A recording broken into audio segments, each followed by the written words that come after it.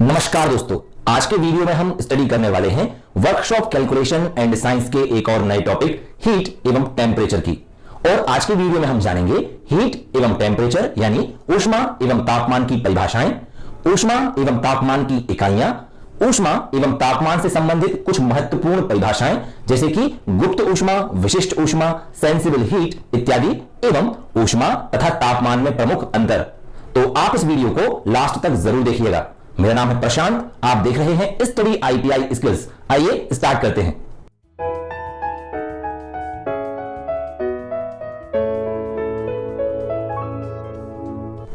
आइए सबसे पहले जानते हैं कि ऊष्मा एवं तापमान क्या होते हैं। कोई भी वस्तु कितनी गर्म है या कितनी ठंडी है, यह बताने वाला फैक्टर तापमान या टेम्परेचर कहलाता है। उदाहरण के लिए, यदि दो वस्तुओं का तापमान 30 डिग्री एवं 60 डिग्री है, तो हम यह आसानी से कह सकते हैं कि 60 डिग्री वाली वस्तु का तापमान 30 डिग्री वाली वस्तु से अधिक है, यानी कि 60 डिग्री तापमान वाली वस्तु 30 डिग्री तापमान वाली वस्तु से अधिक गर्म है। इसी तरह से अगर हम कहें कि आज के मौसम का तापमान 10 डिग्री है, तो हम यह अंदाजा लगा सकते हैं कि आज का मौसम बहुत ठंडा है। ऊष्मा या हीट ऊर्जा का एक रूप है जिसके कारण वस्तु ठंडी या गर्म होती है। जब किसी ईंधन को जलाया जाता है तो ईंधन के जलने से ऊष्मीय ऊर्जा उत्पन्न होती है। इसी ऊष्मीय ऊर्जा के कारण वस्तुएं गर्म हो जाती हैं। जब किसी वस्तु को गर्म किया जाता है या यूं कहें कि उस वस्तु को ऊष्मा प्रदान की जाती है, तब उस ऊष्मा के कारण वस्तु गर्म हो जाती है एवं उसका तापमान बढ़ जाता है। एवं जब किसी वस्तु से ऊष्मा ले ली जाती है तब उसका तापमान कम हो जाता है एवं वह वस्तु ठंडी हो जाती है। ऊष्मा का प्रवाह हमेशा गर्म वस्तु से ठंडी वस्तु की ओर होता है। जैसे कि बर्फ का तापमान हमारे शरीर के तापमान से कम होता है, इसलिए जब हम बर्फ को अपने हाथ में लेते हैं तो हमारे शरीर की ऊष्मा बर्फ में चली जाती है, जिससे कि बर्फ का तापमान बढ़ता है एवं बर्फ पिघलने लगती है। इसके साथ ही हमारे शरीर की यानी हाथ की ऊष्मा बर्फ में जाने से हमारा हाथ ठंडा हो जाता है। आइए अब जानते हैं ऊष्मा एवं तापमान की इकाइयों के बारे में। ऊष्मा की मुख्यतः 5 इकाइयां होती हैं: joule, calorie, kilo calorie, centigrade heat unit एवं ब्रिटिश थर्मल यूनिट। ऊष्मा की सामान्यतः प्रयोग होने वाली इकाई कैलोरी है। 1 ग्राम शुद्ध जल का तापमान 1 डिग्री सेंटीग्रेड बढ़ाने के लिए आवश्यक ऊष्मा की मात्रा 1 कैलोरी होती है। 1 कैलोरी में 4.186 जूल होते हैं।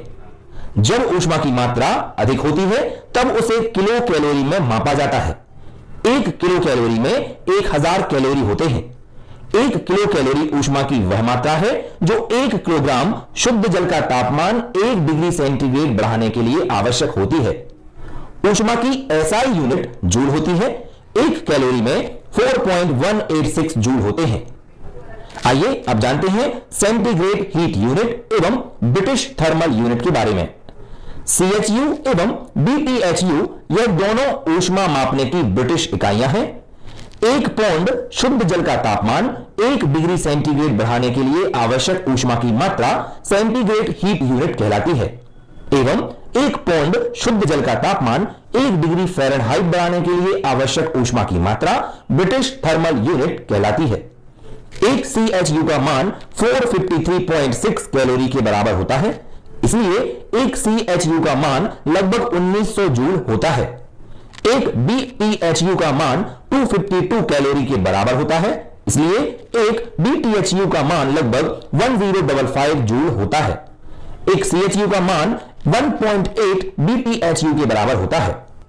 तापमान मापने की मुख्यतः 4 इकाइयां होती हैं: degree centigrade, degree Fahrenheit, degree kelvin एवं डिग्री रोमर। फ़ारेनहाइट में तापमान को 32 डिग्री से 212 डिग्री के स्केल पर मापा जाता है। 32 डिग्री से 212 डिग्री के बीच के भाग को 180 भागों में बांटा जाता है एवं प्रत्येक भाग 1 डिग्री फ़ारेनहाइट के बराबर होता है। फ़ारेनहाइट स्केल में वायुमंडलीय दाब पर पानी का फ्रीजिंग पॉइंट यानी जमाव बिंदु 32 डिग्री फ़ारेनहाइट एवं बॉइलिंग पॉइंट यानी उबाल बिंदु 212 डिग्री होता है। इसे अंग्रेजी के अक्षर F द्वारा दर्शाते हैं। सेंटीग्रेड को डिग्री सेल्सियस भी कहते हैं। सेंटीग्रेड में तापमान को 0 डिग्री से 100 डिग्री के स्केल पर मापा जाता है। 0 डिग्री से 100 डिग्री के बीच के भाग को 100 बराबर भागों में बांटा जाता है एवं प्रत्येक भाग 1 डिग्री सेंटीग्रेड के बराबर होता है। सेंटीग्रेड स्केल में वायुमंडलीय दाब पर पानी का फ्रीजिंग पॉइंट 0 डिग्री सेंटीग्रेड एवं बॉइलिंग पॉइंट 100 डिग्री सेंटीग्रेड होता है। इसे अंग्रेजी के अक्षर C द्वारा दर्शाते हैं। रोमन में तापमान को 0 डिग्री से 80 डिग्री के स्केल पर मापा जाता है। 0 डिग्री से 80 डिग्री के बीच के भाग को 80 बराबर भागों में बांटा जाता है एवं प्रत्येक भाग 1 डिग्री रोमन के बराबर होता है। रोमन स्केल में वायुमंडलीय दाब पर पानी का फ्रीजिंग पॉइंट 0 डिग्री एवं बॉइलिंग पॉइंट 80 डिग्री होता है। इसे अंग्रेजी के अक्षर R द्वारा दर्शाते हैं। केल्विन में तापमान को 273 डिग्री से 373 डिग्री के स्केल पर मापा जाता है। 273 से 373 के बीच के भाग को 100 बराबर भागों में बांटा जाता है एवं प्रत्येक भाग 1 डिग्री केल्विन के बराबर होता है। केल्विन स्केल में वायुमंडलीय दाब पर पानी का फ्रीजिंग पॉइंट 273 डिग्री एवं बॉइलिंग पॉइंट 373 डिग्री होता है। इसे अंग्रेजी के अक्षर K द्वारा दर्शाते हैं। 0 डिग्री केल्विन यानी कि -273 डिग्री सेंटीग्रेड को परम शून्य ताप यानी एब्सोल्यूट जीरो टेम्परेचर कहते हैं। किसी भी डिग्री सेल्सियस तापमान में 273 जोड़कर उससे केल्विन तापमान में बदला जा सकता है, यानी कि K बराबर होता है C+273। तापमान की विभिन्न इकाइयों को आपस में बदलने के लिए हम निम्न संबंध का प्रयोग करते हैं।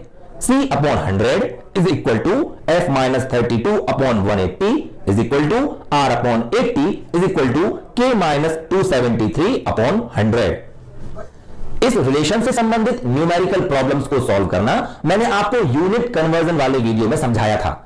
आप उस वीडियो को देखकर तापमान की विभिन्न इकाइयों को दूसरी इकाइयों में कैसे बदलते हैं और उनसे संबंधित न्यूमेरिकल्स को कैसे सॉल्व करते हैं यह सीख सकते हैं। तो आप ये वीडियो जरूर देख लीजिएगा। आइए अब ऊष्मा के प्रमुख प्रभावों के बारे में जानते हैं। ऊष्मा के निम्नलिखित प्रभाव होते हैं। पहला प्रभाव है तापमान में परिवर्तन। जब किसी वस्तु को ऊष्मा दी जाती है तब उस वस्तु का तापमान बढ़ जाता है एवं जब किसी वस्तु से ऊष्मा ली जाती है तब उसका तापमान कम हो जाता है। ऊष्मा के कारण वस्तु के आकार एवं आकृति में भी परिवर्तन होता है। जब किसी वस्तु को ऊष्मा दी जाती है तब सामान्यतः उस वस्तु का आकार बढ़ जाता है एवं वस्तु से ऊष्मा लेने पर उसका आकार कम हो जाता है। ऊष्मा के कारण वस्तु की अवस्था यानी स्टेट में भी परिवर्तन होता है। उदाहरण के लिए जब पानी को ऊष्मा दी जाती है तब एक निश्चित ऊष्मा प्रदान करने के बाद पानी भाप में परिवर्तित होने लगता है। वस्तु को ऊष्मा प्रदान करने पर उसके स्ट्रक्चर में भी परिवर्तन होता है। उदाहरण के लिए जब आयरन को 1300 डिग्री सेंटीग्रेड से 1600 डिग्री सेंटीग्रेड तक गर्म किया जाता है तब आयरन का स्ट्रक्चर BCC स्ट्रक्चर से FCC स्ट्रक्चर में परिवर्तित होने लगता है। वस्तु को ऊष्मा प्रदान करने पर उसके भौतिक गुणों में भी परिवर्तन होता है।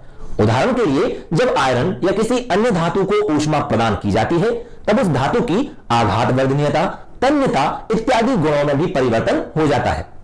आइए अब बात करते हैं ऊष्मा के प्रकारों के बारे में। ऊष्मा को मुख्यतः दो प्रकारों में विभाजित किया जाता है, लेटेंट हीट एवं सेंसिबल हीट। पहले बात करते हैं सेंसिबल हीट की। किसी पदार्थ की सेंसिबल हीट वह ऊष्मा होती है जिसे सेंस किया जा सकता है, क्योंकि इस ऊष्मा के कारण पदार्थ के तापमान में परिवर्तन होता है जिसे थर्मामीटर से मापकर देखा जा सकता है। यह वह ऊष्मा होती है जिसके कारण पदार्थ की भौतिक अवस्था में कोई परिवर्तन नहीं होता, केवल तापमान में परिवर्तन होता है। इसलिए हम यह भी कह सकते हैं कि पदार्थ की वह ऊष्मा जिसके कारण पदार्थ के तापमान में परिवर्तन होता है और इस तापमान परिवर्तन को थर्मामीटर के प्रयोग से महसूस किया जा सकता है, सेंसिबल हीट कहलाती है।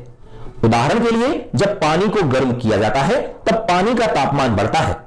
पानी का तापमान वायुमंडलीय दाब पर 100 डिग्री सेंटीग्रेड तक बढ़ता है, जिसे सरलता से थर्मामीटर के द्वारा मापा जा सकता है। इस समय पानी को जो हीट दी जाती है वह सेंसिबल हीट होती है। आइए अब लेटेंट हीट के बारे में जानते हैं। इसे एक उदाहरण से समझते हैं। जैसा कि हमने अभी चर्चा की, जब पानी को गर्म किया जाता है तब उसका तापमान बढ़ता है और जब पानी का तापमान 100 डिग्री सेंटीग्रेड हो जाता है तब पानी उबलने लगता है। इस तापमान के बाद पानी को और अधिक गर्म करने पर पानी का तापमान बढ़ना बंद हो जाता है। इस समय पानी को जो ऊष्मा दी जाती है वह ऊष्मा पानी की अवस्था परिवर्तन में प्रयोग होती है। यानी कि इस समय पानी को ऊष्मा प्रदान करने पर पानी के तापमान में परिवर्तन नहीं होता, बल्कि इस ऊष्मा के कारण पानी की अवस्था में परिवर्तन होता है एवं पानी भाप में बदलने लगता है। क्योंकि इस समय पानी के तापमान में परिवर्तन नहीं होता, इसलिए थर्मामीटर के द्वारा इस ऊष्मा का मापन करना संभव नहीं होता। इसलिए इस समय पानी को प्रदान की गई ऊष्मा गुप्त ऊष्मा यानी लेटेंट हीट कहलाती है। इसी तरह से जब बर्फ को गर्म किया जाता है, उस समय भी बर्फ को प्रदान की गई ऊष्मा भी अवस्था परिवर्तन में प्रयोग होती है एवं बर्फ पानी में बदलता है। बर्फ को पानी में परिवर्तित करने में प्रयोग की गई ऊष्मा भी गुप्त ऊष्मा होती है। अतः हम यह कह सकते हैं कि किसी पदार्थ की अवस्था परिवर्तन में प्रयोग की गई ऊष्मा, जिसे कि सेंस नहीं किया जा सकता, गुप्त ऊष्मा यानी लेटेंट हीट कहलाती है। गुप्त ऊष्मा प्रमुखतः दो प्रकार की होती है। पहली गलन की गुप्त ऊष्मा यानी लेटेंट हीट ऑफ फ्यूजन एवं भाप की गुप्त ऊष्मा यानी लेटेंट हीट ऑफ वेपराइजेशन। गलन की गुप्त ऊष्मा किसी पदार्थ की वह ऊष्मा होती है जो पदार्थ को ठोस अवस्था से द्रव अवस्था में परिवर्तित करने के लिए आवश्यक होती है। गुप्त ऊष्मा के द्वारा पदार्थ के तापमान में कोई परिवर्तन नहीं होता, केवल अवस्था में परिवर्तन होता है। जैसे कि 0 डिग्री सेंटीग्रेड के 1 ग्राम बर्फ को 0 डिग्री सेंटीग्रेड के पानी में बदलने के लिए 80 कैलोरी ऊष्मा की आवश्यकता होती है। इसलिए बर्फ की गुप्त ऊष्मा 80 कैलोरी प्रति ग्राम या 335 जूल प्रति ग्राम होती है। भाप की गुप्त ऊष्मा ऊष्मा की वह मात्रा होती है जो पदार्थ की द्रव अवस्था को वाष्प अवस्था में बदलने के लिए आवश्यक होती है। जैसे कि 100 डिग्री सेंटीग्रेड के 1 ग्राम पानी को 100 डिग्री सेंटीग्रेड की भाप में बदलने के लिए 536 कैलोरी ऊष्मा की आवश्यकता होती है। इसलिए पानी के भाप की गुप्त ऊष्मा 536 कैलोरी प्रति ग्राम या 2260 जूल प्रति ग्राम होती है। आइए अब जानते हैं कि विशिष्ट ऊष्मा क्या होती है। किसी वस्तु के इकाई द्रव्यमान का तापमान 1 डिग्री सेंटीग्रेड बढ़ाने के लिए आवश्यक ऊष्मा की मात्रा उस वस्तु की विशिष्ट ऊष्मा यानी स्पेसिफिक हीट कहलाती है। विशिष्ट ऊष्मा की इकाई जूल प्रति किलोग्राम प्रति डिग्री सेंटीग्रेड होती है। पानी की विशिष्ट ऊष्मा लगभग 4200 जूल प्रति किलोग्राम डिग्री सेंटीग्रेड होती है। एल्यूमिनियम की विशिष्ट ऊष्मा लगभग 887 जूल प्रति किलोग्राम प्रति डिग्री सेंटीग्रेड होती है। कॉपर की विशिष्ट ऊष्मा लगभग 385 जूल प्रति किलोग्राम प्रति डिग्री सेंटीग्रेड होती है एवं आयरन की विशिष्ट ऊष्मा लगभग 450 जूल प्रति किलोग्राम प्रति डिग्री सेंटीग्रेड होती है। अगर अन्य शब्दों में कहें तो वस्तु के इकाई द्रव्यमान का तापमान 1 डिग्री सेंटीग्रेड बढ़ाने के लिए आवश्यक ऊष्मा की मात्रा एवं पानी के इकाई द्रव्यमान का तापमान 1 डिग्री सेंटीग्रेड बढ़ाने के लिए आवश्यक ऊष्मा की मात्रा का अनुपात उस वस्तु की विशिष्ट ऊष्मा कहलाती है। इसलिए विशिष्ट ऊष्मा का फॉर्मूला होता है 1 ग्राम वस्तु का तापमान 1 डिग्री सेंटीग्रेड बढ़ाने के लिए आवश्यक ऊष्मा अपॉन 1 ग्राम पानी का तापमान 1 डिग्री सेंटीग्रेड बढ़ाने के लिए आवश्यक ऊष्मा। इस परिभाषा के आधार पर पानी की विशिष्ट ऊष्मा 1 होती है, एल्यूमिनियम की विशिष्ट ऊष्मा लगभग 0.22 होती है, कॉपर की विशिष्ट ऊष्मा लगभग 0.1 होती है एवं आयरन की विशिष्ट ऊष्मा लगभग 0.12 होती है।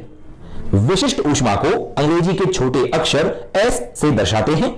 किसी भी वस्तु द्वारा ली गई ऊष्मा या दी गई ऊष्मा को निम्न सूत्र से दर्शाते हैं। ऊष्मा की मात्रा Q होती है M into S into T। यहां पर M वस्तु का द्रव्यमान है, S विशिष्ट ऊष्मा है एवं T वस्तु का तापमान है। अगले वीडियो में हम वस्तु के तापमान को मापने वाले विभिन्न उपकरणों की स्टडी करेंगे।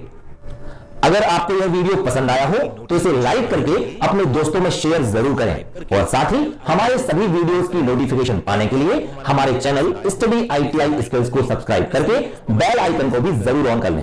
यह वीडियो आपको कैसा लगा यह वीडियो के कमेंट बॉक्स में कमेंट करके हमें जरूर बताएं। तो मिलते हैं नेक्स्ट वीडियो में।